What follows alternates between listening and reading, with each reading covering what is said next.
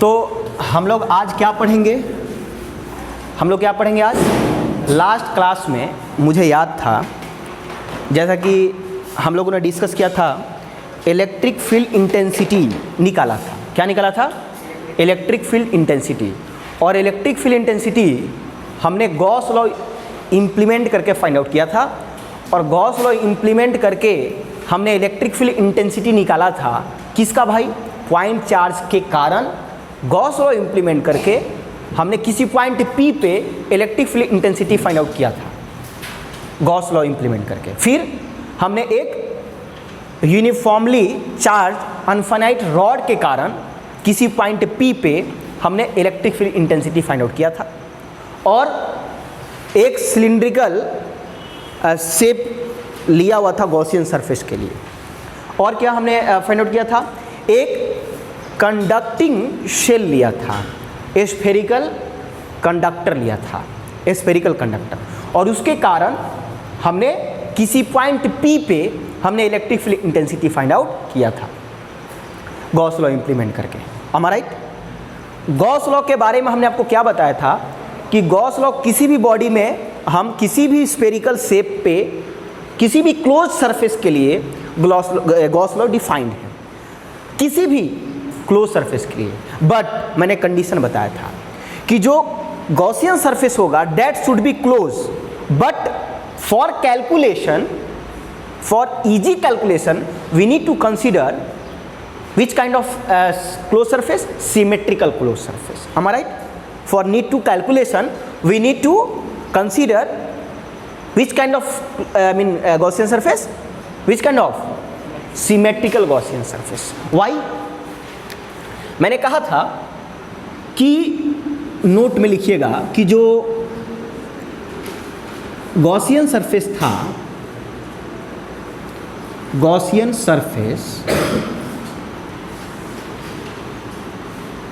Is more fundamental. ये बात हमने आपको समझाया था, मोर fundamental.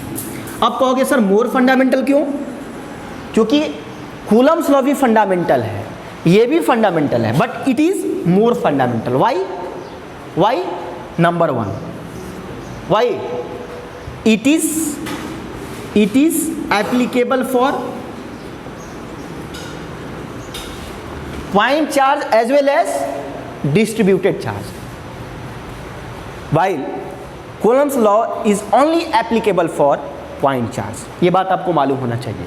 Gauss law is applicable for both point charge as well as both point charge and बताओ distributed charged body। ये बात आपको मैंने बताया था, इसलिए ये मोर फंडामेंटल है। दूसरी बात मैंने आपको बताया होगा, जो कि आपको ध्यान में होगा, कि इस गॉसियन सरफेस जब आप ट्रेस करिएगा गॉसियन सरफेस, तो आपको एक बात ध्यान में रखना होगा कि जो पॉइंट चार्ज है that should be either outside the Gaussian surface और inside the Gaussian surface, but can never be pass through the point charges. मैंने ये बात आपको लिखवाई थी कि जो गॉसियन सरफेस होता है, Gaussian surface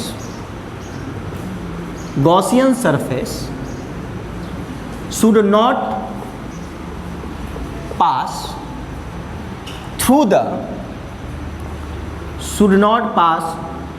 the point charge। ये बात आपको समझ में आना चाहिए। दूसरी बात एक बार हमने और बताई थी, नोट हो गया A। B में एक बात हमने आपको बताई थी। क्या बात बताई थी? कि आप गॉसियन सरफेस कैसा भी ले सकते हो, बट कंडीशन है कि that Gaussian surface should be symmetrical. ऐसा क्यों किया था? अगर मान लीजिए कोई पॉइंट चार्ज, दो चार्जेस है, एक प्लस क्यू है और एक माइनस क्यू है, ठीक है? इसके कारण हमें, और प्लस क्यू है माइनस क्यू है, और ये किसी इरेगुलर क्लोज्ड सरफेस में है, इरेगुलर क्लोज सरफेस में है। और यहाँ पे कोई अगर आपसे फ्लक्स पूछ दिया जाए, फ्लक्स, तो आप कहोगे कि इसका जो फ्लक्स होगा यूजिंग गॉस लॉ वो क्या होगा? Phi for this structure. Electric flux क्या होगा? मैंने आपको बताया था गॉस लॉ क्या कहता है? Charge enclose inside charge divide by epsilon naught, और इनसाइड चार्ज कितना है प्लस क्यू माइनस क्यू, और प्लस क्यू माइनस क्यू दोनों का मैग्नीट्यूड सेम है तो 0, तो इसका 0 डिवाइड बाय इप्सिलॉन नॉट 0।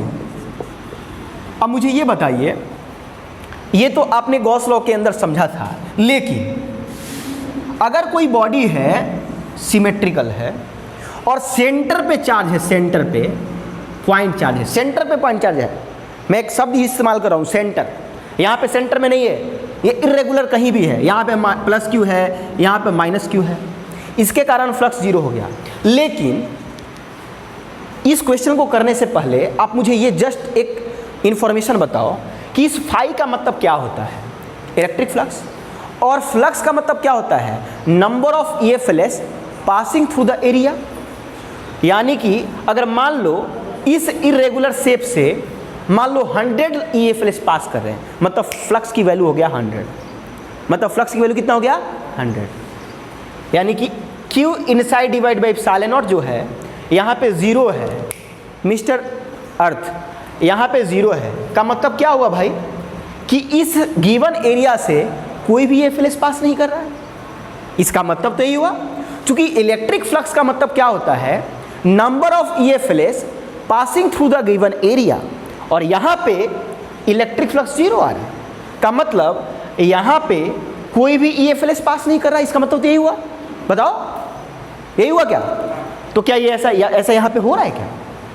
हो रहा है। देखो कैसे, मैंने आपको पढ़ाया था, क्या पढ़ाया था कि EFLS पॉजिटिव चार्ज से ओरिजिनेट होता है और निगेटिव चार्ज पे टर्मिनेट हो जाता है, तो यहाँ से जनरेट हुआ होगा और यहाँ पे टर्मिनेट हुआ होगा। और मैंने आपको एक और बात बताया था कि EFLS can move from one place to infinity, one place to infinity if there is no any negative charge on the path of that EFLS। लेकिन यहाँ तो प्लस चार्ज के ठीक पास में माइनस चार्ज है, और वो माइनस चार्ज इस क्लोज सरफेस के अंदर है, इस क्लोज सरफेस के अंदर है, का मतलब कि यहाँ से EFLS निकला होगा और इन्फिनिटी तक नहीं गया होगा, इन्फिनिटी तक मूव नहीं किया होगा, just because of the presence of that kind of minus charge.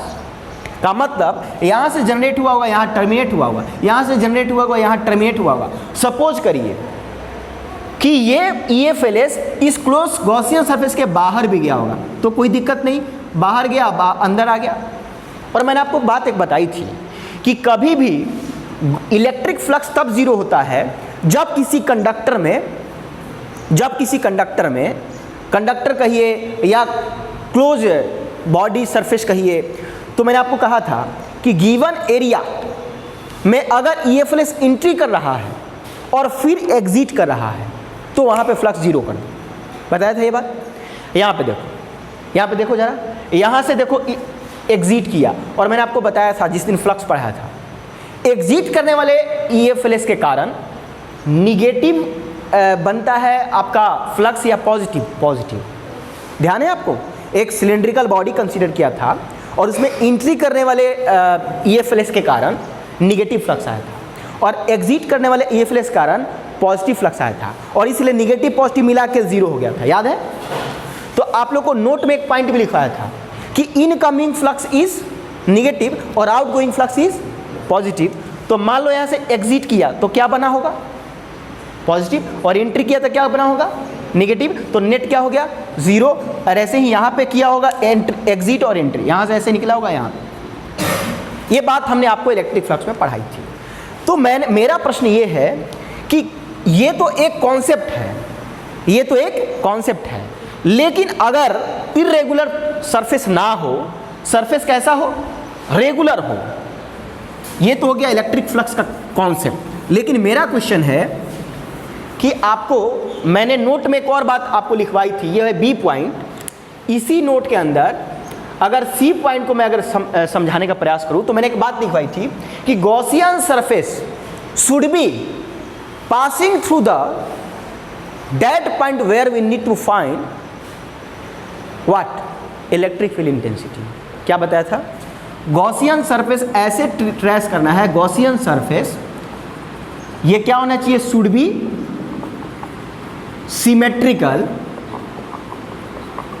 should be symmetrical, Gaussian surface should be passes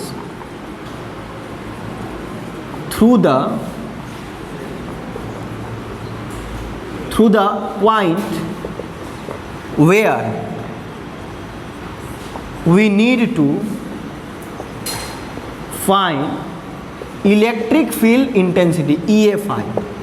अच्छा, आपने कहा होगा, आपने सोचा होगा कि सर गॉसियन सरफेस जो है ये उस पॉइंट से पास करना चाहिए जहां पे हमें EFI फाइंड करना है। ऐसा क्यों? इसका एक फायदा है, मैंने आपको बताया था। गॉसियन सरफेस सिमेट्रिकल होना चाहिए और उस पॉइंट से पास करना चाहिए जहां पे हमें इलेक्ट्रिक फील्ड इंटेंसिटी निकालना है। जैसे मान लो ये कोई पॉइंट चार्ज है, इसके कारण इस पॉइंट P पे हमें इलेक्ट्रिक फील्ड इंटेंसिटी निकालना है। तो मैंने क्या कहा था अर्थ कि इस Q को एक क्लोज्ड बॉडी में इनक्लोज कर दो और उस क्लोज्ड बॉडी को हम क्या कहेंगे? Gaussian surface. Gaussian surface is nothing but it's close surface. एक बात और लिखवाई, Gaussian surface should be symmetrical. Symmetrical होने का फायदा क्या है? कैलकुलेशन ईजी हो जाता है, जो इंटीग्रेशन होता है वो ईजी हो जाता है। क्या हो जाता है? इंटीग्रेशन ईजी हो जाता है। और फायदा क्या होता है? इलेक्ट्रिक फील्ड और एरिया वेक्टर एक ही डायरेक्शन में होने के कारण cos 0 डिग्री हो जाता है। cos 0 डिग्री की वैल्यू होता है 1। तो ये दो फायदा होता है सिमेट्रिकल गॉसियन सरफेस का। और तीसरा फायदा होता है, और मैंने कहा मान लो इस पॉइंट पर हमें इलेक्ट्रिक फील्ड इंटेंसिटी निकालना है, तो हमने गॉसियन सरफेस ट्रेस किया और गॉसियन सरफेस ऐसे ट्रेस किया कि ये गॉसियन सरफेस इस पॉइंट से पास करे। तो इसका फायदा क्या है? देखो, ये गॉसियन सरफेस मैंने इरेगुलर सरफेस नहीं लिया है, एकदम सिमेट्रिकल स्फीयर कंसीडर किया और उस स्फीयर के ठीक सेंटर पे मैंने रखा है पॉइंट चार्ज। ठीक सेंटर पे रखने से फायदा क्या होगा? देखो, ये EFLS कैसे जनरेट करेगा? एवरी डायरेक्शन में, हॉलिस्टिक डायरेक्शन में EFLS जनरेट करेगा। अब ध्यान से देखो, अगर ये सिमेट्रिकल बॉडी है और मान लो इसका फ्लक्स आया, according to Gauss law flux की वैल्यू होता है charge inside divide by epsilon naught. Inside charge कितना है? Small q divide by epsilon naught. इसका मतलब क्या हुआ? फिजिकल मतलब, इसका फिजिकल मतलब हुआ number of line passes through the area. इस पूरे स्फीयर से कितना लाइन पास किया है? मान लो 100, वही 100 है वाट, वही 100 बराबर है क्यू बाई एप्सिलॉन नॉट की। फ्लक्स का मतलब ही यही होता है, number of line passes through the given area. अगर ये इस एरिया से 100 EFLS पास कर रहा है, 100 EFLS पास कर रहा है, उसी को हम कहेंगे Q inside divide by epsilon not. अब मुझे ये बताओ, अगर ये बॉडी सिमेट्रिकल है और इस बॉडी को अगर मैं हाफ पोर्शन को कट कर दिया और हाफ पोर्शन से अगर मैंने पूछा कि बताओ इलेक्ट्रिक फ्लक्स कितना है, तो आंसर क्या होना चाहिए? 50। चूंकि पूरा बॉडी से 100 EFLS पास कर रहा है, तो आधा बॉडी से 50 पास करेगा, बिकॉज ये बॉडी सिमेट्रिकल है और चार्ज सेंटर पे है। तो हम आंसर दे देंगे बिना किसी मैथ्स को अप्लाई किए, बिना किसी फिजिक्स को अप्लाई किए, हम डायरेक्ट आंसर दे देंगे 50। This is the advantage of symmetrical body and this is the advantage of this kind of Gauss theorem.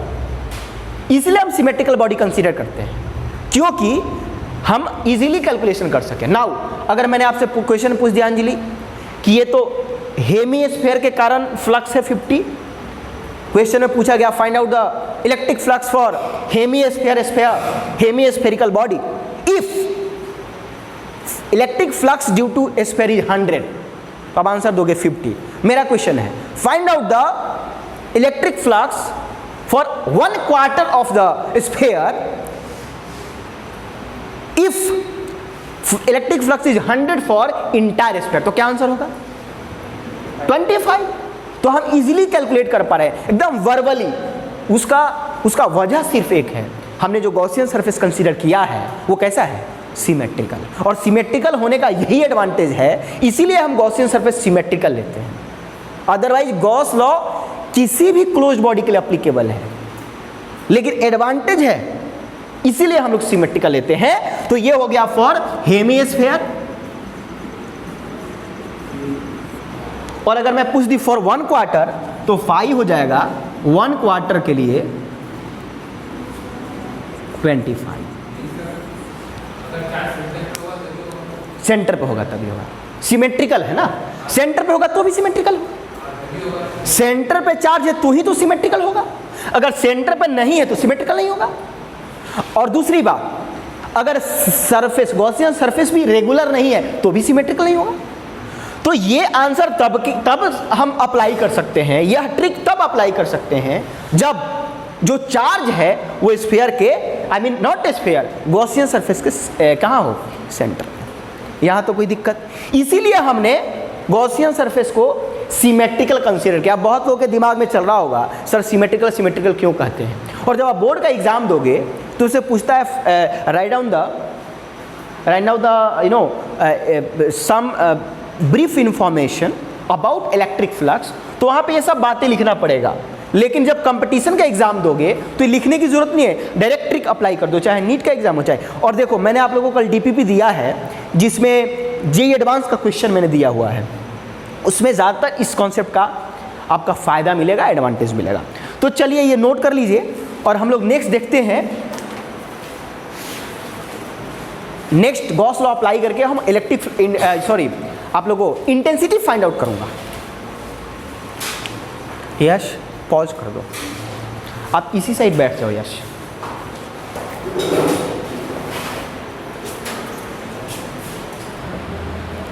Okay, so now we are going to find what? Electric field intensity due to non-conducting uniformly charged sphere. The thing is कि यहाँ पे जो हम लोग conductor ले रहे हैं वो कंडक्टर नहीं है, दिखने में स्फीयर तो जरूर है लेकिन नॉन कंडक्टर है, but the charge which is field in the volume of that sphere is uniform. पहली बात आपको यहाँ पे एक समझने वाली बात ये है कि ये जो non conducting uniformed charge sphere का मतलब क्या होता है, ध्यान से समझिए। नॉन कंडक्टिंग का मतलब हुआ कि इसमें इसका जो वॉल्यूम है उसमें चार्ज कंसंट्रेटेड है।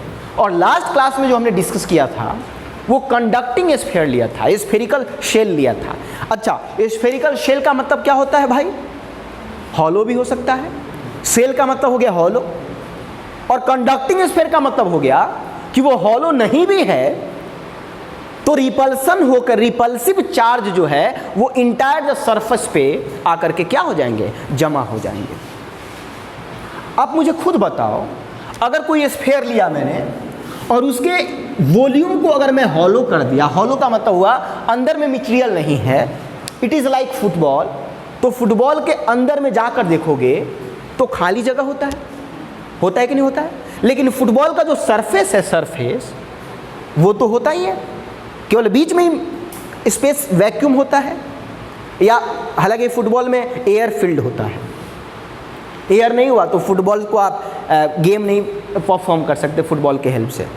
लेकिन उसके सरफेस को तो आप देखते हो कि सरफेस पे मटेरियल होता है, और चार्ज कभी भी मटेरियल में होता है, एयर में नहीं होता। चार्ज कभी भी मास में होता है, एयर में नहीं होता। तो शेल का मतलब होता है कि जो फुटबॉल के जैसा, तो शेल में केवल सरफेस होता है और चार्ज सिर्फ सरफेस पे हो, उस सिचुएशन के लिए हमने लास्ट क्लास में क्या निकाला था, इलेक्ट्रिक फील्ड इंटेंसिटी। यहां पे हम क्या ले रहे हैं, यहां पे हम ले रहे हैं नॉन कंडक्टिंग स्फीयर का मतलब it's not similar to football, it's similar to solid sphere, और वो सॉलिड स्फीयर नॉन कंडक्टर है। और नॉन कंडक्टर का मतलब होता है कि उसके जो चार्ज उसमें फील्ड हैं वो पूरे वॉल्यूम में क्या है, कंसंट्रेटेड है, सरफेस पे नहीं, वॉल्यूम में कंसंट्रेटेड है एलॉन्ग विथ सरफेस।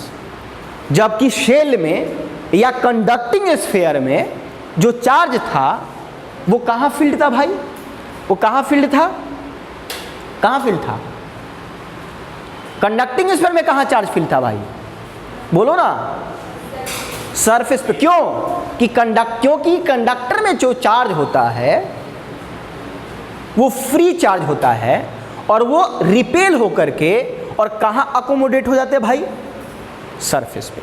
अब यहाँ तो ये तो नॉन कंडक्टर है, और नॉन कंडक्टर में चार्ज फ्री इलेक्ट्रॉन नहीं होते, इसमें फ्री इलेक्ट्रॉन को हो या फ्री प्रोटॉन को हो कन्वेंशनली उसका जस्ट अपोजिशन को, तो ये फ्री चार्ज तो है ही नहीं भाई ना, बाउंडेड चार्ज है, इसीलिए तो हम इसको कंडक्टर नहीं कह रहे हैं। कंडक्टर का मतलब होता है ऐसा मटेरियल जिसमें के चार्ज फ्री हो, और फ्री चार्ज क्या होता है, रिपेल होकर मूव कर जाता है। लेकिन जो बाउंडेड चार्ज होता है वो कभी भी रिपेल होने के बाद भी मूव नहीं करते, क्योंकि वो न्यूक्लियस से, एटम से बाउंडेड होते हैं, और इसीलिए इस ऐसे बॉडी को नॉन कंडक्टिंग बॉडी कहा जाता है। अब मैंने लिया एक नॉन कंडक्टिंग स्फीयर जिसका रेडियस r है, इसमें इंक डलवाया, इसका रेडियस क्या है, r है, तो इसको कहेंगे नॉन कंडक्टर। क्यों? Because charges is concentrated over the entire volume of a sphere। पूरे स्फीयर के वॉल्यूम में चार्ज फील्ड है, इसलिए इसको क्या बोलते हैं, बताओ? नॉन कंडक्टर बोलते हैं, क्योंकि जो चार्ज है वो इंटायर वॉल्यूम में क्या होता है, फील्ड होता है। आया बात समझ में भाई? अब हमें क्या करना है, इलेक्ट्रिक फील्ड इंटेंसिटी फाइंड करना है मिस्टर विनायक, इस बॉडी के कारण। कहाँ पे जी नेहा? इस पॉइंट पे, फिर थोड़ी देर के बाद इस पॉइंट पे सरफेस पे, फिर थोड़ी देर के बाद सरफेस के भीतर। हमें क्या फाइंड करना है, electric field intensity find out करना है। थैंक यू वेरी मच बेटा, थैंक यू बोलना चाहिए, है ना? जैसे आप लोग कभी विश भी नहीं करते। अच्छा, ज़्यादातर बच्चे को फ़ोन आता है ना तो कभी गुड मॉर्निंग नहीं बोलते, जैसे शाम को फ़ोन आता है ज़्यादातर लोगों को, कभी गुड इवनिंग नहीं बोलते। हेलो सर, हाँ सर बोलो। अभी ओम राज का फ़ोन आया था कि सर मेरा 4000 रैंक आया है, तो फ़ोन करके क्या बोला, हेलो सर मैं ओम बोल रहा हूँ, ये भी नहीं बोला सर गुड आफ्टरनून। मैं कहा कि भाई गजब, रैंक ला लिए, कम से कम विश तो कर दो। तो मैंने कहा कोई बात नहीं।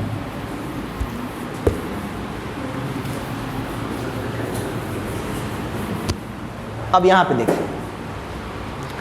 अब हम क्या करने जा रहे हैं, in order to calculate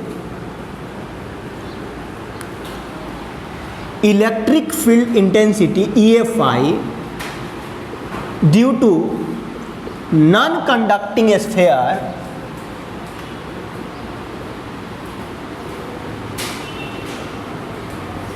whose radius is r, capital R, at point P। ठीक है, इसमें 3 केस बनेगा। Case 1, when point P is outside the non conductor. अच्छा, नॉन कंडक्टर के बजाय मैं स्फीयर लिख देता हूं। Naturally that sphere is of non conducting nature outside the sphere, when point P is outside the sphere. ठीक है, तो आउटसाइड द स्फीयर के लिए अब यहां पे क्या करेंगे, लिखिएगा, for that first consider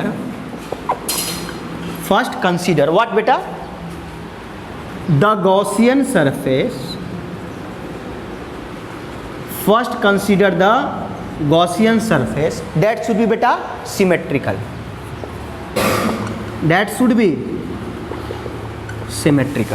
for that first consider the Gaussian surface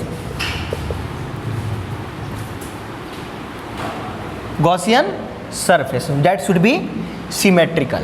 okay, तो अब यहाँ पे देखिए मैंने क्या लिया, नॉन कंडक्टिंग स्फीयर लिया। इसका रेडियस कितना दिया हुआ भाई, कैपिटल आर। ओके वैष्णवी, और चार्ज कहाँ फील्ड है वैष्णवी, सरफेस पे। वैष्णवी, चार्ज कहाँ फील्ड है बेटा,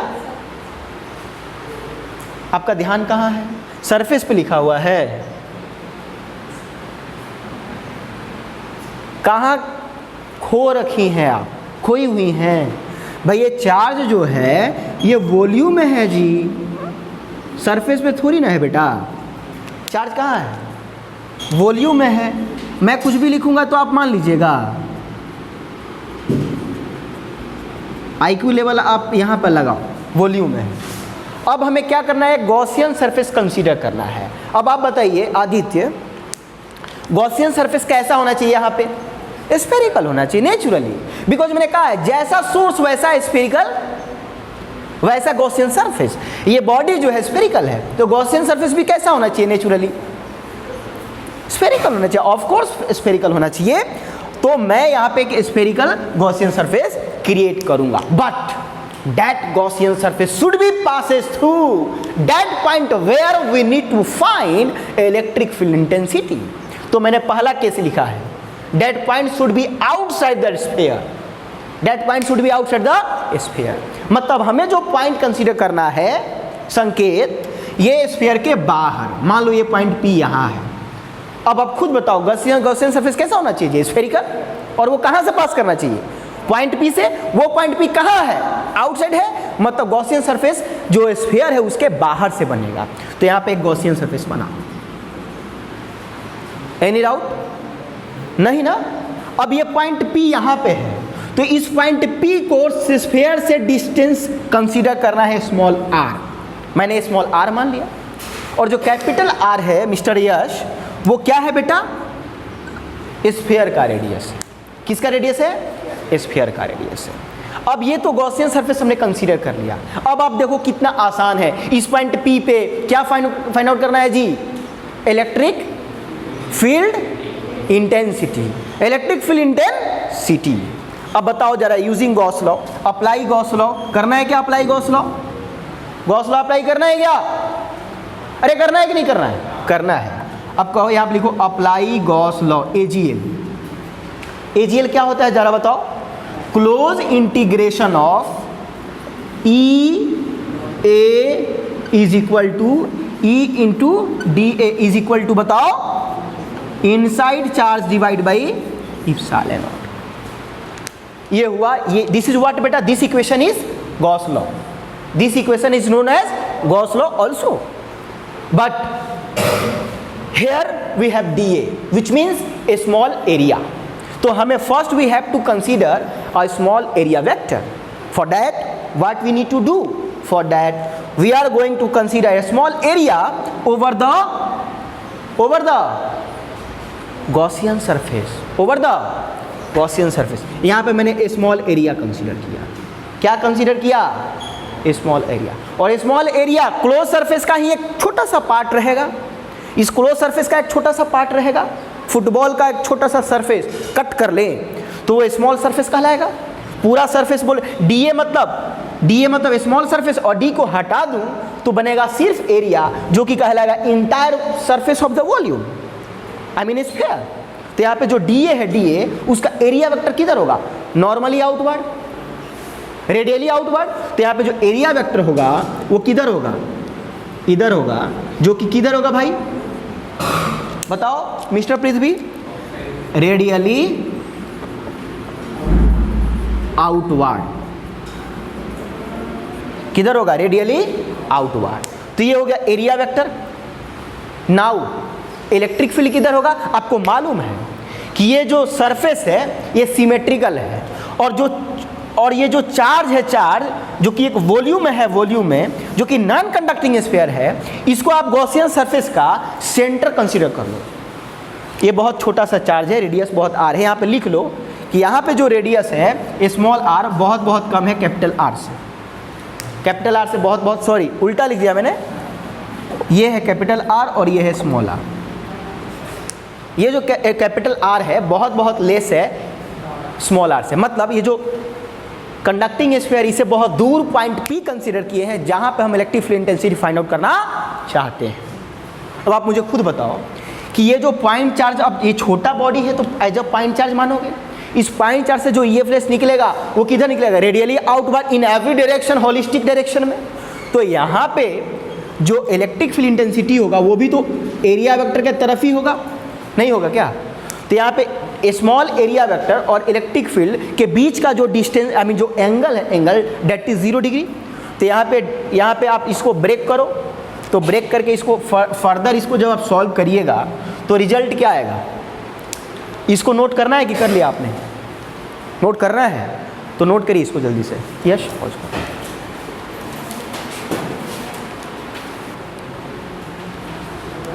अब यहाँ पे देखिए, ये गॉस लॉ हमने अप्लाई करेंगे हम लोग। अप्लाई करने के बाद क्या हम किस रिजल्ट तक पहुँच रहे हैं, ध्यान से देखिए। ये जो नॉन कंडक्टिंग स्फीयर है, इसमें नेट चार्ज को मैंने कैपिटल क्यू कंसीडर कर लिया। अब यहाँ पे देखिए, अब आप उसको ब्रेक करिए तो क्या हो जाएगा, close integration of E A cos 0 degree is equal to charge inside, जो कि इनसाइड चार्ज मैंने कितना माना है भाई, कैपिटल क्यू। तो मैं यहाँ पे इनसाइड की जगह पे कैपिटल क्यू कर दिया, डिवाइड बाई एप्सिलॉन नॉट। अब यहाँ पे ई, ये मैग्नीट्यूड ऑफ इलेक्ट्रिक फील्ड है, जो कि इस गॉसियन सरफेस के हर पॉइंट पे क्या होगा, सेम होगा। गॉसियन सरफेस के किसी भी पॉइंट पे सेम होगा, इसलिए हम ई को, E will taken out from integration and now it is written as, ये डी ए है ना बेटा, डी ए कॉस 0 डी, और कॉस 0 डी का वैल्यू कितना हो गया भाई, 1 इज इक्वल टू, यहाँ पे क्यू इनसाइड हो गया capital Q divide by epsilon not. अब देखिए भाई, डी ए इंटीग्रेशन डिफरेंशिएशन जानी दुश्मन कैंसिल आउट, बचेगा ई इंटू ए, और ए क्या है, डी ए मतलब स्मॉल एरिया, और सिर्फ ए मतलब पूरा एरिया। पूरा एरिया, स्फीयर का पूरा एरिया कितना होता है, 4 पाई आर स्क्वायर, 4 पाई, और आर स्क्वायर में आर जो है वो स्फीयर का रेडियस होगा, तो capital R square is equal to capital Q by, हम यहाँ पे जो एरिया ले रहे हैं, अच्छा गॉसियन सरफेस का है ना, 4 पाई आर स्क्वायर गॉसियन सरफेस का लिया है, वेरी गुड। तो यहाँ पे क्या हो जाएगा भाई, हमें क्या निकाला है, इलेक्ट्रिक फील्ड। इलेक्ट्रिक फील्ड कितना हो जाएगा, Q by epsilon not upon 4 पाई, यही होगा, ये मैग्नीट्यूड है। इलेक्ट्रिक फील्ड का क्या है, magnitude of electric field intensity.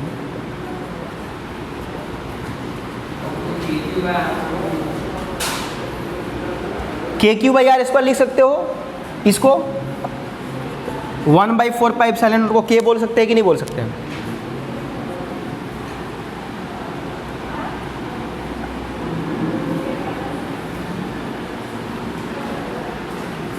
क्या लिख सकते हैं इसको, के क्यू बाई,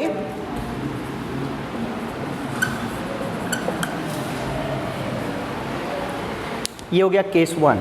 केस 2 में देखिए आप लोग,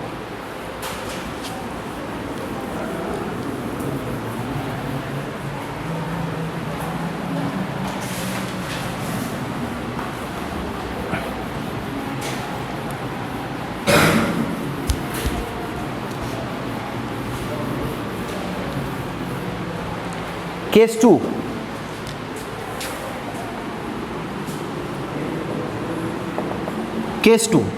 केस 2 में जो पॉइंट P है वो over the surface of non conducting sphere है। Now consider a point P over the surface of sphere. जैसे ये स्फीयर है जिसका रेडियस कैपिटल R है, इसमें चार्ज फील्ड है कंप्लीटली। जो पॉइंट P है वो हमने कहाँ कंसीडर किया भाई, सरफेस के ऊपर ही। तो बताओ मुझे, गॉसियन सरफेस जो हम लोग अब ट्रेस करने जा रहे हैं, तो आपको लिखना पड़ेगा, फर्स्ट कंसीडर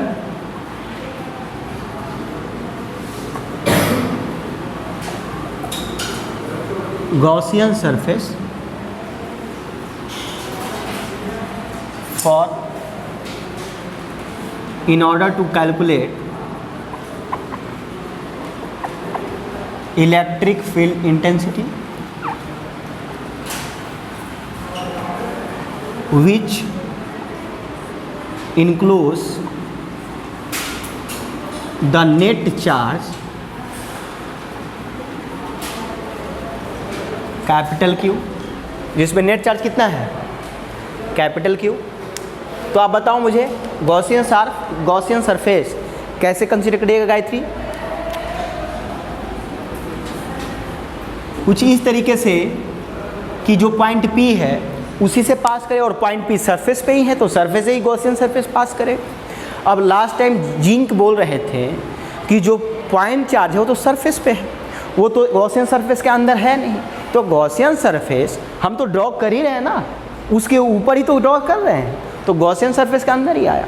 और ये गॉसियन सरफेस क्या इनक्लोज कर रहा है? कैपिटल चार्ज Q इनक्लोज कर रहा है, जो कि नेट चार्ज है, जो कि क्या है नेट चार्ज है।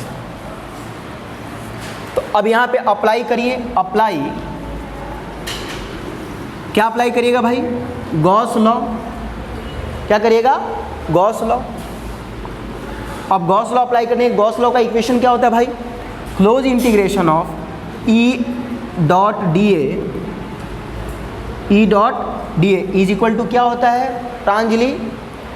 Q inside divide by epsilon naught, और Q इनसाइड कितना है कैपिटल Q, देखो यहाँ पे लिखा हुआ इनक्लोज चार्ज कितना है कैपिटल Q, और यहाँ पे जो Q इनसाइड होता है वास्तव में ये होता है समेशन, मतलब नेट Q इनसाइड होता है।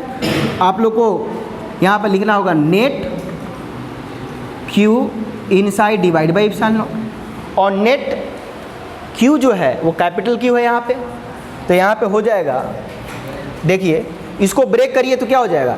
Close integration of E A cos 0 degree तो 1 हो जाएगा is equal to net Q inside कितना है capital Q divide by epsilon naught, और यहाँ पे देखिए भाई E कैसा है यहाँ पे? इस गॉसियन सरफेस का हर पॉइंट पे E जो होगा वो सेम होगा, क्यों? क्योंकि सिमेट्रिकल गॉसियन सरफेस है और सेंटर से r दूरी पे है, r डिस्टेंस पे है, r रेडियस पे है, इसलिए हर पॉइंट पे इलेक्ट्रिक फील्ड इंटेंसिटी यूनिफॉर्म होगा, इसलिए इलेक्ट्रिक फील्ड बाहर आ जाएगा, अंदर बचेगा भाई क्या A। अच्छा यहाँ पे ई ए कॉस 0 डिग्री, 0 डिग्री क्यों बोला? क्योंकि ये जो पॉइंट P है इस सेंटर से पॉइंट P का इलेक्ट्रिक फील्ड ऐसे होगा और एरिया वेक्टर किधर होगा? Radially outward. तो दोनों के बीच का एंगल E और DA के बीच का एंगल जो होगा, angle between E and A क्या होगा? 0 डिग्री। तो यहाँ पे cos 0 डिग्री 1 हो गया, और यहाँ पे देखो भाई ये तो DA है और DA इंटीग्रेशन डिफरेंशिएशन जानी दुश्मन कैंसिल हो जाएगा, और यहाँ पे क्या बचेगा? E इंटू A, और यहाँ पे A क्या है? DA होता मतलब स्मॉल एरिया, D हट गया मतलब पूरा एरिया, और पूरा एरिया स्फीयर का क्या होता है 4πr²। इसमें R कैसा है? कैपिटल R है। कैपिटल R क्यों है? क्योंकि जो गॉसियन सरफेस है वो स्फीयर के सरफेस पे ही हमने ट्रेस किया हुआ है, लेकिन यहाँ पे जो गॉसियन सरफेस था वो स्फीयर से बाहर हमने बनाया था, जो कि स्मॉल r था, सेंटर से स्मॉल r डिस्टेंस पे था। यहाँ पे P पॉइंट पे गॉसियन सरफेस P पॉइंट से पास हो रहा है, जहाँ तक सेंटर से डिस्टेंस कैपिटल R के बराबर है, जो कि नॉन कंडक्टर का रेडियस है। तो यहाँ पे एरिया हो जाएगा E dot 4πr² is equal to Q by epsilon naught, और इस तरीके से इलेक्ट्रिक फील्ड जो होगा वो कितना हो जाएगा? इलेक्ट्रिक फील्ड जो होगा कितना हो जाएगा? मैं इधर बना, इलेक्ट्रिक फील्ड कितना हो जाएगा बेटा? Q by 4πr² epsilon naught. और देखो इसको क्या लिख सकते हैं? इसको क्या लिख सकते हैं? इधर देखो क्या लिख सकते हैं? E का मैग्नीट्यूड जो है वो हो गया KQ बाई कैपिटल R का स्क्वायर, और हमने जो पॉइंट 1 केस 1 जो हमने कंसीडर किया उसमें आया KQ by small r square, और इसमें आया KQ by capital R square. Yash pause करो, नोट करिए इसको। Case 3,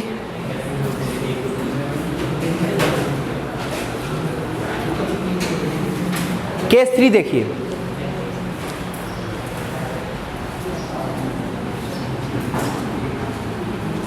now point P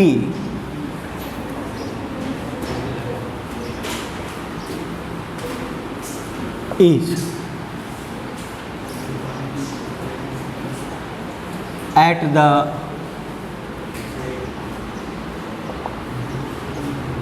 within the sphere। क्या बेटा? Within the sphere. ओके, तो सबसे पहले यहाँ पे जो पॉइंट 3 है वो क्या कह रहा है? स्फीयर का साइज बढ़ा दूँ?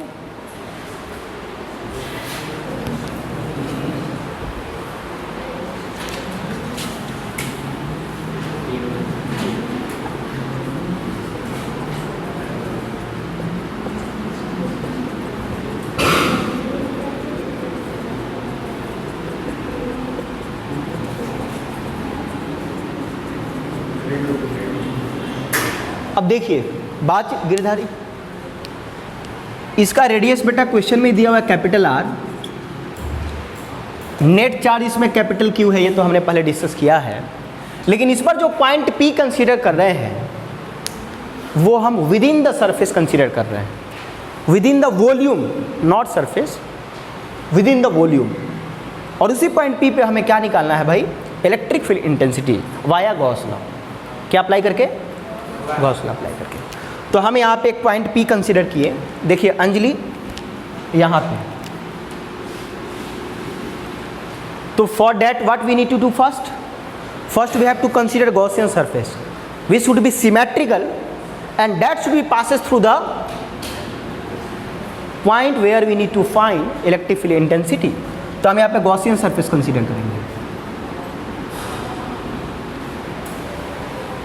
सेंटर से पॉइंट P तक का जो डिस्टेंस है वो स्मॉल r है, और ये जो स्मॉल r है एक कैपिटल R से लेस, कैपिटल R से क्या है बेटा? लेस है। अब यहाँ पे मैं लैंग्वेज में लिखने की ज़रूरत तो नहीं है कि कंसीडर गॉसियन सरफेस, ये लिखने की ज़रूरत नहीं, आप लोग समझ सकते हैं। अब यहाँ पे बेटा हमें निकालना इस पॉइंट P पे गॉसियन इलेक्ट्रिक फील्ड इंटेंसिटी, तो हमें गॉसियन सरफेस कंसीडर करना था, हमने कंसीडर कर लिया। अब हमें अप्लाई करना है, क्या अप्लाई करना है? क्या अप्लाई करना है? Apply Gauss law.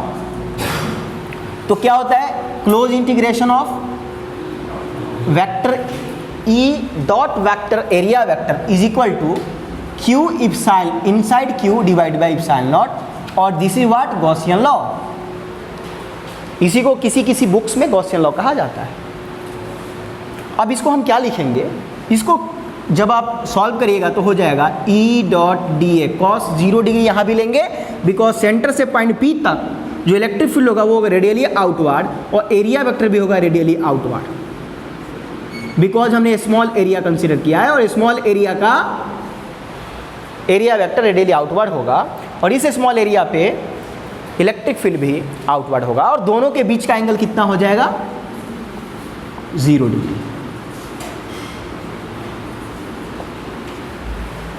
तो यहाँ पे हो जाएगा 0 degree cos 0 degree is equal to Q inside, net Q हमने माना है capital Q divide by epsilon naught, और इसको इंटीग्रेट करना है। अब यहाँ पे कॉस 0 डिग्री हो गया 1, DA का वैल्यू इंटीग्रेशन डिफ्रेंशिएशन कैंसिल हो जाएगा जब E बाहर आएगा, तो यहाँ पे हम लिख सकते हैं E dot A is equal to Q divide by epsilon.